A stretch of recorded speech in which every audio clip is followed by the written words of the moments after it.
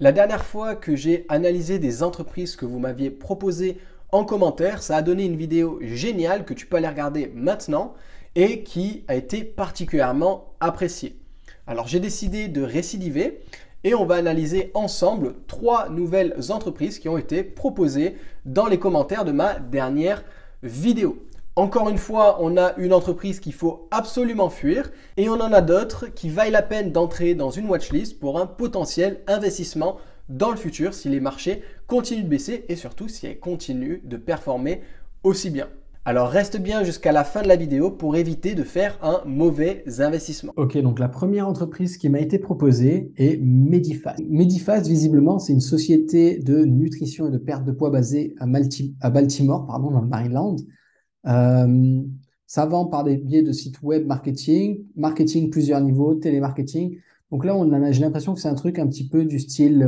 Donc Medifast, ouais, j'ai l'impression qu'on est sur une entreprise du style un petit peu Herbalife, où ça vend des produits, des coachings, etc., dans le domaine de la santé et qui fonctionne sous forme de marketing multilevel. J'ai rien contre le marketing multiniveau comme ça au premier abord, mais investir dans une entreprise qui propose du marketing multiniveau, je ne sais pas si c'est l'idée du siècle, si c'est une bonne idée. Il propose quand même un rendement du dividende qui est particulièrement alléchant, un ratio cours-bénéfice qui est aussi intéressant. Donc, on est sur une entreprise pas trop mal. Depuis le début de l'année, ça a perdu 44% de sa valeur. Maintenant, en termes de chiffres, du côté de Medifast, on est sur un dividende qui augmente depuis 6 années consécutives, qui a une croissance qui me semble particulièrement élevée, en moyenne de 15,15% en moyenne. Donc, c'est quand même pas mal. Ici, le PO ratio tourne autour de, est-ce qu'il est ici? Il est autour de 50%, 40-50%. Donc, on a plutôt des bonnes choses ici. Le free cash flow, ici, par rapport au PO ratio, il est quand même élevé. On aurait préféré qu'il soit en dessous de 70%. Donc là, il est quand même élevé. Les earnings per share, c'est une belle croissance. On ne va pas se mentir, on a une très belle croissance avec un petit frein ici, mais sinon, on reste sur une belle croissance. Les, euh, les sales, pareil, ça augmente, c'est exponentiel. Les shares outstanding, ça baisse, donc ça, c'est un bon point. Return on equity, on est bien sur tous ces retours. On a beaucoup de bons chiffres. Moi, le seul truc qui m'interpelle, qui me pose problème, c'est le fait que ce soit un marketing multilevel. C'est-à-dire que le marketing multilevel, il arrive un moment où on n'a plus personne à qui refourguer notre merde. Et quand on n'a plus personne à qui refourguer notre merde, bah, c'est là où les ventes commencent à baisser. Donc, est-ce qu'ici, on va arriver à un point où ça stabilise, où ça s'arrête? Je ne sais pas. Mais dans tous les cas, dans un premier temps, moi, c'est vraiment pas un business model dans lequel j'ai envie d'investir et dans lequel j'ai envie d'investir pour toucher les dividendes. En plus, ici, on a un dividende quand même assez jeune. Alors, on n'est pas sur une entreprise qui est dégueulasse, hein. Quand on regarde comme ça, on n'est pas sur quelque chose de dégueulasse. Si on n'avait pas su que c'était une entreprise multilevel, on aurait dit, putain, les chiffres sont quand même pas mal. Mais étant donné que c'est du multilevel, on sait quand même que c'est quand même relativement capé en termes que c'est capé en termes de résultats et qu'il y a un moment où on risque d'arriver à un épuisement du marché. Donc, il faut vraiment voir comment il se débrouille pour gérer ça. Parce que 5% de dividendes, est-ce que ça va être viable pendant longtemps? Est-ce que c'est une entreprise qu'on va garder pendant 50, 100 ans dans un portefeuille sans problème ou pendant 20 ans dans un portefeuille sans problème? Je ne sais pas. Est-ce qu'on va avoir des baisses de dividendes? Ça, je pense que ça va arriver. Il y a forcément un moment où le dividende va se calmer ou va baisser. Ce n'est pas une entreprise que je vois devenir un king dividende ou même un aristocrate dividende. Donc, oui pour les chiffres. Les chiffres sont vraiment pas mauvais. Non sur le business model qui est plutôt dédié au marketing multilevel. Juste avant de passer à cette entreprise dans laquelle je ne te recommande absolument pas d'investir, pense à lâcher un pouce bleu si ce contenu te plaît. Dis-moi également en commentaire si tu as d'autres entreprises que tu aimerais que j'analyse pour savoir si c'est un bon ou mauvais investissement. Et abonne-toi en activant la petite cloche pour recevoir une notification à la sortie des prochaines vidéos. Donc, la deuxième entreprise qu'on va voir, il s'agit de Vallourec. Donc, Vallourec, c'est un fabricant de tubes en acier sans soudure et de produits tubulaires spécifiques destinés principalement au marché du pétrole et du gaz, mais aussi historiquement au secteur de l'industrie. Donc, globalement, on est sur quelque chose de pas dégueulasse en termes de domaine. Une entreprise qui existe depuis 1931, fondée en France, donc une entreprise française. On a un bon nombre d'employés, donc c'est pas mal. On a une capitalisation de 2 milliards, ça semble plutôt OK hein, à première vue. Quand on regarde le site web de ce qu'ils font, on peut voir un petit peu qu'il y a pas mal de choses. C'est un site bien garni. On a différentes choses, on a les différentes solutions qu'ils proposent. C'est un truc de tube, c'est vraiment un business model, disons, ennuyeux. C'est pas un truc sexy ou quoi que ce soit. Maintenant, on va regarder ce qu'elle a dans le ventre, l'entreprise. Est-ce que l'entreprise fait du cash? Est-ce que l'entreprise est bonne? Elle verse pas de dividendes. Donc forcément, moi, dans ma stratégie, c'est une entreprise dans laquelle je n'investirai pas. Donc ça, mais par contre, ça correspond qu'à moi, à ma stratégie. Ça verse pas de dividendes, donc ça ne m'intéresse pas. Ensuite, là, ce qui me fait peur, moi, c'est ce graphique.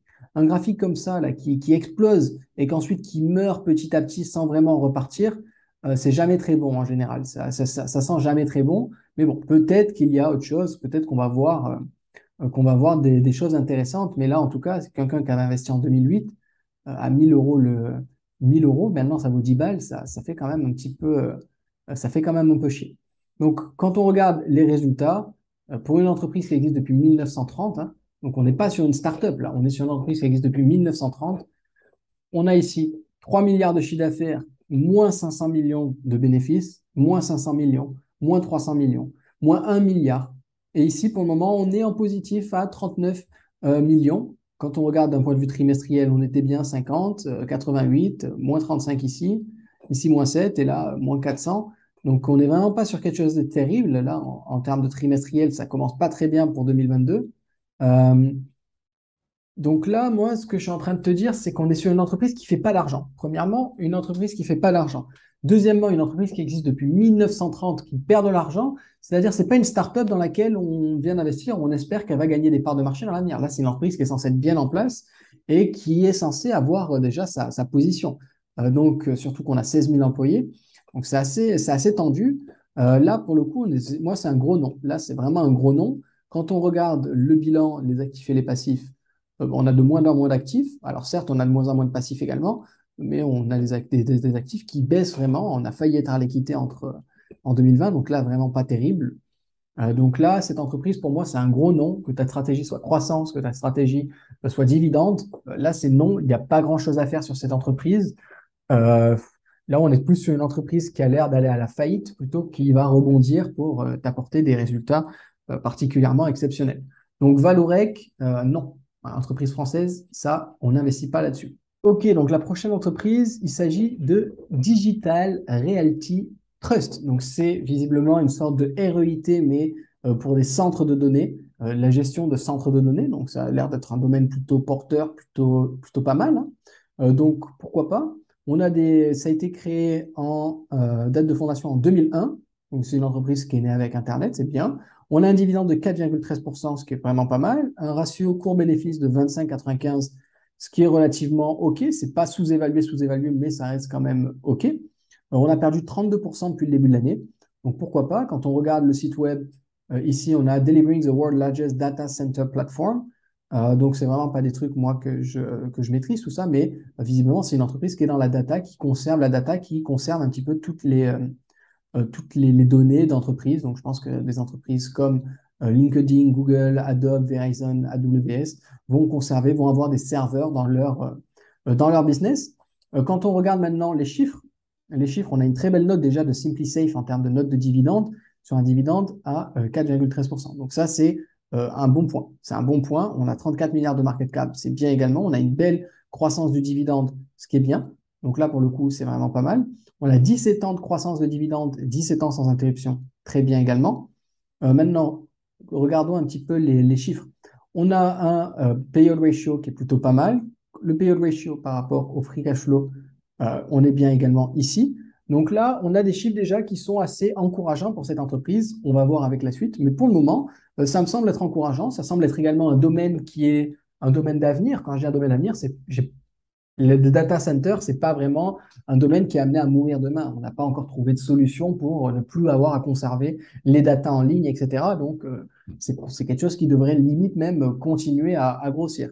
Maintenant, quand on regarde les chiffres, quand on voit les shares outstanding, bon, ça augmente, c'est une réalité, donc c'est relativement normal que ça augmente. Les sales, on voit que ça augmente très bien. On a une très jolie croissance, une très belle courbe de croissance. Donc ça, c'est bien. Les returns on equity, ils sont un petit peu en dents de scie, mais ça reste OK. Pareil sur les return on invested capital. C'est pas terrible, mais ça reste OK. J'aimerais bien que ce soit un peu plus élevé. Par exemple, là, j'aimerais bien qu'on tourne autour de 8% plus régulièrement et là, qu'on soit plutôt à 3-4% plus régulièrement. Mais ce n'est pas scandaleux, surtout pour une entreprise de cette taille et qui a une croissance comme ça. Les marges, ça baisse un petit peu, bah, c'est normal, il y a de plus en plus de concurrents, mais ils ont une bonne part de marché, donc ça a l'air bien. Le free cash flow, ça tient bien la route. Pour la dette, elle tient plutôt bien la route, elle est pas mal. Les couvertures d'intérêt, j'aimerais bien qu'elles soient un peu plus élevées, mais ça reste OK. Quand on regarde la note donnée par S&P Global Ratings, qui sont spécialisés dans les dettes, on a une note à BBB, ce qui est OK. C'est pas le meilleur, c'est pas le top.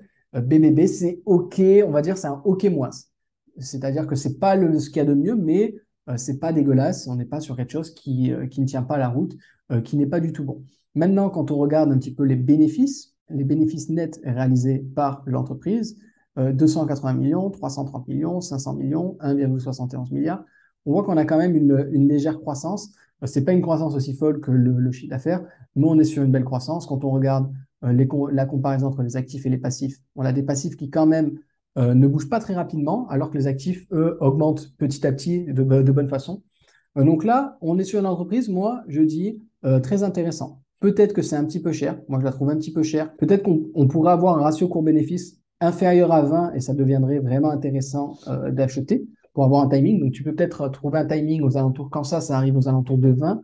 Pourquoi pas commencer à acheter cette action. Là, elle n'est pas surévaluée à mort, hein, elle est juste un petit peu surévaluée. J'essaie juste de voir comment on peut optimiser au mieux ces achats. Mais là, c'est une entreprise qui est intéressante. C'est une entreprise qui est intéressante et c'est une entreprise d'ailleurs que je vais ajouter dans ma watchlist parce qu'elle a des données qui sont vraiment intéressantes et ça pourrait être très intéressant pour un futur investissement. Donc, Digital Realty Trust, c'est totalement validé. Ok, donc la dernière entreprise qu'on va analyser ensemble, il s'agit de Lucid Motors. Donc Lucid Motors, ça a l'air d'être quelque chose qui est prise de construction de voitures électriques. J'ai l'impression qu'ils surfent un peu sur la vague Tesla, basée en Californie. Ça a été fait en Californie. On a une date de fondation en 2007. Donc là, visiblement, on va être purement sur quelque chose sur une entreprise où on va aller chercher de la croissance. Maintenant, bon, visiblement, ils ont été introduits en bourse en 2020. On est sur une entreprise qui n'a pas vraiment démarré, qui n'a pas vraiment décollé. Ça a essayé de décoller, mais là, c'est assez stable. Là, on est clairement sur une entreprise où c'est un investissement pour le futur, entre guillemets. C'est vraiment pour aller chercher de la croissance et c'est pas une entreprise où tu mets tout ton argent. Tu vas juste chercher un petit peu de croissance avec ça parce que tu penses que cette marque peut vraiment performer. Alors, je ne connais pas du tout la marque, donc là-dessus, je ne sais pas si les produits sont de qualité ou pas. Je t'invite à faire des recherches par rapport à ça, mais là, on est vraiment sur une stratégie qui est entre guillemets, enfin, qui est vraiment purement de la croissance et là où on va pas forcément regarder les résultats nets de l'entreprise. Parce que forcément, étant donné que c'est une entreprise jeune et qui veut se développer, on va pas avoir des résultats exceptionnels. On n'a qu'à le regarder ici, là, on voit qu'on a chiffre d'affaires 4 millions, 3 millions, 27 millions et on a des pertes de 2 milliards, 3 milliards quasiment, 700 millions, 200 millions. Donc là, moi, c'est typiquement le genre d'entreprise qui m'intéresse pas. Je vais pas te mentir, là, cette entreprise, ça m'intéresse pas du tout. C'est pas quelque chose qui m'intéresse. Par contre, si tu penses que c'est une entreprise qui peut exploser, si tu penses que cette marque de voiture est vraiment très bonne et qu'elle peut être achetée ou que c'est une marque de voiture qui peut vraiment faire sa marque, faire son petit bout de chemin, pourquoi pas? Mais en fait, avec la concurrence qu'il y a dans les voitures électriques, avec NIO, Tesla, Toyota qui fait ses voitures électriques, Porsche qui fait ses voitures électriques, où tout le monde se met à l'électrique. Est-ce qu'une marque de plus dans l'électrique, ça change vraiment quelque chose? Est-ce qu'ils ont réellement un avantage compétitif? Je ne sais pas. Donc moi, personnellement, je n'investirais absolument pas sur cette entreprise. Les chiffres sont beaucoup trop mauvais, entre guillemets. Et en plus de ça, il y a tellement de concurrence dans ce domaine que je préférerais aller sur un géant, entre guillemets, du domaine plutôt que de me risquer à aller sur du Lucid Motors, sachant qu'il y a vraiment déjà de quoi faire dans le domaine de l'électrique. C'est tout pour cette vidéo. Si tu n'as pas encore mis la main dessus, récupère dans la barre de description ton tableau des entreprises qui reversent un dividende depuis plus de 20 ans. J'ai listé 50 entreprises qui reversent un joli dividende depuis plus de 20 ans en leur donnant une note et en y attribuant un commentaire pour savoir si elles sont surévaluées ou sous-évaluées. Tu peux y accéder gratuitement avec le lien dans la description. Sur ce, je te souhaite une agréable journée. On se retrouve très vite pour une prochaine vidéo. Ciao, ciao!